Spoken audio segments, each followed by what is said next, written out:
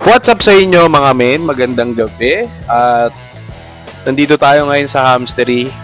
Ito, yung unang vlog na gagawin ko ngayong taon. Kasi yung mga videos na napanood nyo nung mga nakaraan, yung pet shop visit sa Santa Maria, Bulacan is nung December 2024 ko pa yun sinut. No? So, ito yung pinakaunang video na gagawin ko ngayong 2025. Bago tayo mag-proceed sa mga pet shop visit na isushoot natin ngayong 2025, pag-usapan muna natin yung mga nangyari 2023 at 2024. Magbabalik tanaw lang tayo, tapos papakita ko sa inyo yung update dito sa Hamstery, yung mga orders, mga naharap namin yung problema dito sa Hamstery. No? Yan, pag-usapan natin yan sa video na to. At yan, sa mga bagong viewers natin, ikaw na nanonood, kung hindi ka pa nakasubscribe dito sa YouTube channel ko, i-click mo na yung subscribe button dyan, men. And yung bell notification sa tabi nun para lagi kang updated sa mga pet shop visit, hamster updates, tsaka kung ano-ano mang videos na i-upload ko dito sa channel. So, kung ready ka na at nakasubscribe ka na, umpisahan na natin to.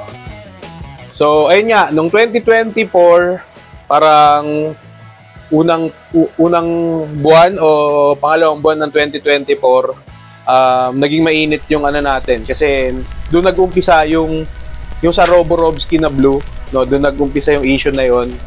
Tapos kung ano-anong nangyari hanggang sa yon, kalaunan tumigil naman na hanggang ngayon, no, and sana wala na talagang kasunod yung ganong issue ng Roborovski blue. So sumunod nun is wala naman nang masyadong ganap, no, grind na lang.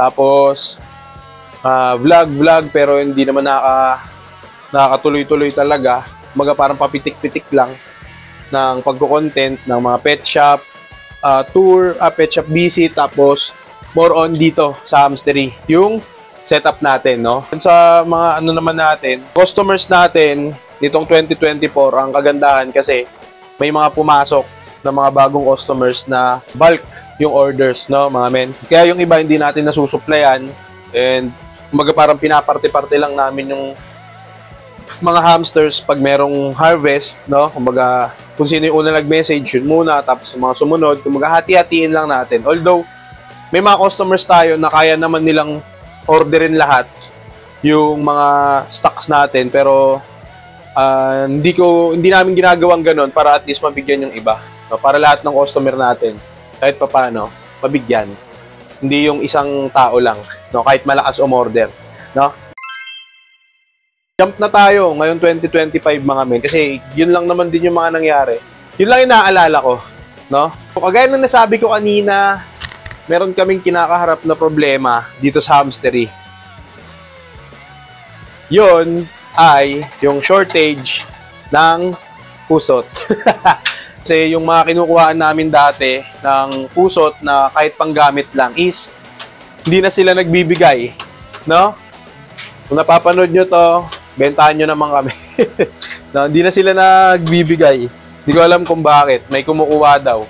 Pero kahit kinukontrata na namin, pagbalik, wala pa rin. Kaya nauwi kami minsan sa mga kusot na maganda naman siya, kaso medyo pricey, no? 400 kilo, 4 kilos ang 200 pesos. Pero pag may mga pusot na pwede naman, kahit hindi siya paluchina, pero pwede naman siyang pambeddings, yun, no? Pinapatos na natin. Kaya sa mga nakapanood nito, kung meron kayong maititimbre sa amin na pwedeng makuhaan ng mga pusot na paluchina, kahit hindi pambenta, panggamit lang, dito sa Hamstery, comment nyo dyan sa baba, no? Para matimbrehan nyo kami. Para yung supplies, kahit panggamit lang, is talagang dire-diretso, lalo na pag nagtag-ulan na, no? Para makapag-stocks tayo kahit papano. Ngayon naman, sa mga orders natin ngayong 2025 is continuous pa din kung paano yung naging bugso talaga, no? Kasi nung December 2024 mga men, yung mga pagpasok ng Pasko, pabagong taon, ang dami nagme-message sa akin na umu-order ng hamster. Kahit nga mismong breeder na, yung around Pampanga, breeder na sila, nagtatanong pa kung merong available na hamster dito sa Kuya J Hamstery, no? Sinasabi ko yung totoo na wala talagang wala pang stock. Ngayon, kung meron mang ma-harvest, meron nang may-ari kasi naka-line up sila. No? Ganun yung ginagawa namin. Kaya nga, ang ginagawa ko, kahit naka-line up, hindi ko fino-full na kunin nila yung stock namin para yung iba, 'di ba, na hindi naman ganoon kadami yung mga orders, makakuha, mapagbigyan. Tapos, ngayong 2025 naman, target talaga, since ganun nga yung nangyayari sa supply, ang taas ng demand, yung supply medyo limited, kailangan talagang mag-expand doon. Yun naman yung target namin. Kaso, marami pa kaming ayusin doon sa dulo, doon sa loob. Pero yung mga kulungan, nandyan naman na. Yung mga female breeders, kagaya kahapon, nag-harvest kami ng 120 pieces. Tinanggal namin yung 20 pieces na female, yung 100 pieces yung in-out namin. Para kahit papano, nandun yung sales, and at the same time, nakakapagtabi kami ng pwede namin gawing breeder sa mga susunod na buwan. No? Para pangdagdag dun sa mga bilang ng magiging female breeders natin dito sa hamstery, no? Para syempre masupplyan din yung mga needs ng mga customers natin, no? Kasi hindi naman na biro yung pumapasok na order. Ewan ko kung sa iba, konti pa yon, pero sa amin dito, yung nakaraan may 200 pieces. Ay isang tao lang yun, 200 pieces, may 100 pieces, isang tao lang din yon. Tapos may mga pa 50-50, di ba? Hindi rin biro yung volume ng orders. And nakakapanghinayang kapag matatanggihan mo sila, no? Hindi dahil tinatanggihan mo sila, kundi dahil wala talaga, wala pang stocks. Medyo na-short tayo sa supply, pero okay lang din, at least hindi naman natatambak, no? Kaysa naman marami nga tayong hamster tapos hindi naman na-out, natatambak lang. So ayun mga men, ang OJ Hamstery ganun pa rin naman. Ito pa rin yung stante, ayan. Hanggang doon. Ganun pa rin yung setup. Ito pa rin sila, no? Nandun pa rin yung electric fan. Meron pa din doon. Pero yung mga nandun mga men, mga cults na yon, or yung mga breeders na hindi na sila nag-aanak. So ito may mga anak to. Ayun. Ano mga anak. Ito rin. May anak. Yan, ito yung mga susunod na harvest. Batch ng harvest. After nung ma-harvest yung mga nandun. Si tatay, nag-aawat ng mga super worms. No? So, popost ko yung video na to dun sa Facebook. No? Dun yung makikita. At meron pala tayo ditong, yan, ito pa rin yun, mga female breeders natin dito. Tapos yung mga nandun, ayun yung aawatin sa linggo. No? Tapos yung mga nandito, lilipat doon. No? Tapos mag-aantay lang ng mga ilang araw, ilang linggo, harvest na ulit. At kagaya nga nasabi ko sa inyo, meron tayo ditong bagong miyembro sa Kuya J Hamstery. Hindi to CDH mga men, hindi to dwarf hamster. Comment nyo na lang sa baba kung anong tawag dito sa mga klase ng rodents na to. Comment nyo dyan sa baba mga men. Yan. Yan. Ito galing sa solid supporter natin. Galing sa Pampanga to mga men. So, pumunta siya dito para bumisita at yan, dinala niya tayo ng mga gantong klaseng rodents. Comment nyo sa baba kung anong tawag dito sa mga rodents na to, no? Yan. Nung una, hesitant ako dito kasi mukha siyang nadagang bahay. Pero nung nakita ko naman at kasi tinignan ko yung buntot, kung mapapansin nyo may balahibo yung buntot niya. Medyo goods naman siya. Tapos kung ikukumpara yung amoy nito sa mice, kasi mukha siyang mice, tsaka sa hamster, hindi matapang yung amoy nito. Mas matapang pa yung amoy ng hamster kumpara dito. Ito, wala. Napaka-minimal ng amoy niya. No? Yan. Ito ano to, 2 pairs. 2 babae, 2 lalaki. Hindi pa namin na paghihiwalay. Pero ito, pair na yan sila. Dinala sa atin to ni Mark Allen Murillo, no? Si Teacher Mark.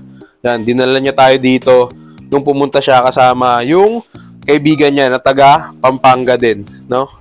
Yan. Comment nyo sa baba kung anong tawag dito sa mga rodents na to. Ito, ang ganda na ito, no? So ayun mga men, yun lang. Nag-update lang ako sa inyo. And sa mga susunod na video, sana makapag-pet shop visit ulit tayo. Actually, meron akong pet shop na nabisita around North Caloocan. Ang problema lang, yung bantay doon, si ate, sabi niya bawal daw mag-vlog. Well, mayroon naman talaga doon nakasulat talaga na bawal mag-picture, tsaka mag-video-video. Hindi ko alam kung bakit, no? Meron ba silang binibenta na klase ng isda doon na hindi naman dapat ibenta sa pet shop, pero hindi ko pa kasi nakakausap yung mismong owner para hindi ko pa natatawagan para makausap na yun, pagbigyan tayo mag pet shop tour, no? Actually, ang ganda ng pet shop nila, hindi ganun kalakihan, no? Pero organized, tsaka lahat ng aquarium nandun yung classic, yung pangalan ng isda, tsaka kung magkano yung presyo. Kaya sabi rin kasi nung bantay, nilagyan na nila ng ganun para hindi na tanong ng tanong yung mga pumapasok dun sa pet shop nila na anong pangalan ng isda na to, tsaka kung magkano. Kaya gusto ko siyang ma-vlog, mapakita sa inyo kasi ang ganda niya talagang organized. Sana pagbigyan tayo, no? Diyan sa may bandang North Caloocan. And sana sa susunod, siguro try natin talaga labas ng Bulacan, yung Pamaynila, yung Monumento, yung sa may Recto, no? Makapunta tayo kahit mga ilang episodes lang. And yan, kung may alam kayo mga pet shop na pwedeng mabisita mga men, comment nyo dyan sa baba, itimbre nyo sa akin, then tingnan natin kung mabisita natin, no? Para meron kayong mapapanood ng mga bagong pet shop na malapit lang siguro sa lugar nyo. Malay nyo, mabisita nyo din, no? So yun nga mga men, hanggang dito na lang muna. Maraming salamat at maraming salamat sa 12,634 na mga solid mensters natin, no? Sa mga bagong menster natin dyan na nakasubscribe pa lang ngayong 2025. Yan. Abang lang kayo ng mga videos natin na ginagawa dito sa Kuya G Hamstery, sa mga pet shop visit and sa mga breeders na makikilala natin, no? Yun, subscribe lang kayo dyan. Kung hindi pa kayo nakasubscribe, medyo mababa yung energy, kalmado lang tayo, no? So bawi ako sa mga next natin na pet shop visit, no? So hanggang dito na lang muna mga men. Doon sa Facebook page, antabayanan nyo yung mga videos o yung mga vlog na ginawa ko na in-upload ko sa YouTube.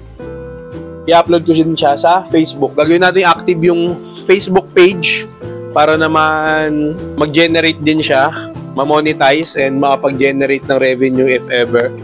Then para syempre lumawak din yung mga potential na customer natin, yung mga taong makaka-reach na sa atin na may kailangan pa lang silang hamsters, no? Syempre sa Facebook naman, kahit sino may Facebook kahit yata aso, bata, may Facebook, no? Kaya yun, buhayin natin yung page, pahingahin natin, and yun, antabayanan nyo yung mga superworms na nilipat ni tatay doon sa mga tawag doon, sauce battle, no? So hanggang dito na lang muna. Maraming salamat. Kita-kita tayo sa next hamster video. Salamat mga men.